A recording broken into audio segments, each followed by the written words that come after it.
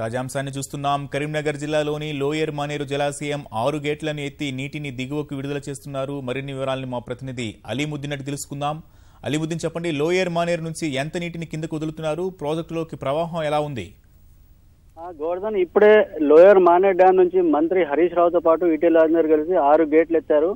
రాత్రి వరకు భారీగా వరద వచ్చినప్పటికీ క్రమంగా తగ్గుతూ వస్తుంది. ఇప్పుడు కేవలం 40,000 క్యూసెక్లు మాత్రమే ఇన్ఫ్లో ఉంది. ప్రాజెక్టు సామర్థ్యం వచ్చేసి 24 టీఎంసీలు ఉంటే ఇప్పటి వరకు 21 టీఎంసీల నీళ్లు వచ్చి చేరినాయి. దీంతో మరింత వరద వచ్చే అవకాశం ఉన్న దృష్ట్యా ముందు జాగ్రత్త చర్యగా కిందికి వదులుతున్నారు.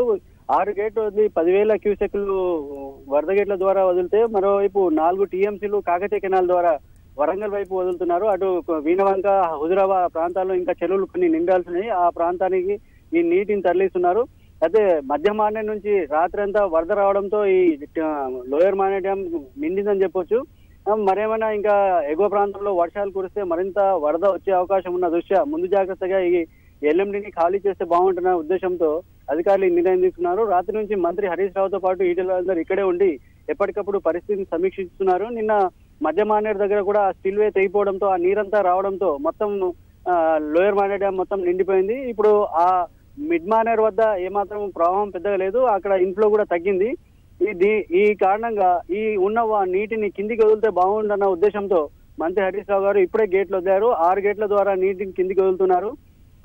అయితే ఈ వరద పరిస్థితులను సమీక్షించడానికి ముఖ్యమంత్రి కరీంనగర్ కు వచ్చేందుకు అవకాశాలు ఉన్నాయని చెప్పి అధికారులు అంటున్నారు. వాతావరణం అనుకూలిస్తే హెలికాప్టర్ ద్వారా కరీంనగర్ చేరుకుని ఇక్కడ నుంచి మధ్య మానేరుకు వాహనం ద్వారా వెళ్తారని, అక్కడి నుంచి వచ్చిన తర్వాత ఇక్కడ అధికారులతో సమీక్షిస్తారని చెప్పి చెప్తున్నారు. ఇప్పటికే సిఎస్ రాజీవ్ శర్మ కరీంనగర్ కలెక్టర్ చేరుకున్నారు. అధికారులు అంతా ఇక్కడ సిద్ధంగా ఉన్నారు. ముఖ్యమంత్రి రావడంతోనే ఇక్కడ నుంచి వెళ్లే అవకాశాలు ఉన్నాయి. ఈ లోయర్ మానేర్ డ్యామ్ నుంచి కూడా ఇంకా నీటి విడుదల కొనసాగుతుందని చెప్పేసి మంత్రి హరీష్ రావు చెప్తున్నారు. గోవర్ధన్, అలీముద్దీన్, చెప్పండి, అలానే అటు మధ్య మానేరులో 20 మీటర్ల మట్టి కోత ఏర్పడిన పరిస్థితుల్లో అక్కడ ప్రస్తుతం వాతావరణం ఎలా ఉంది? అక్కడ సమీప గ్రామాల ప్రజలు సురక్షిత ప్రాంతాలకు కూడా తరలించారా?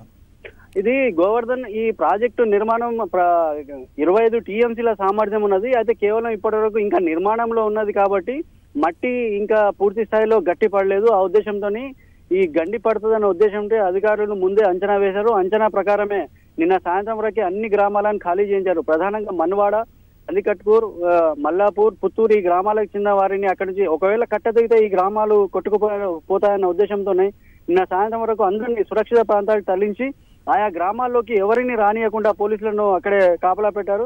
ఎస్పీ స్వయంగా అక్కడే ఉండి ఎవరిని గ్రామాల్లోకి అనుమతించడం లేదు. ప్రస్తుతం ఆ కట్ట తెగిపోవడం వల్ల నీరంతా పోవడంతో ఇప్పుడు మధ్య మానేరులో కేవలం 1.5 టీఎంసీలు మాత్రమే ఉన్నాయి.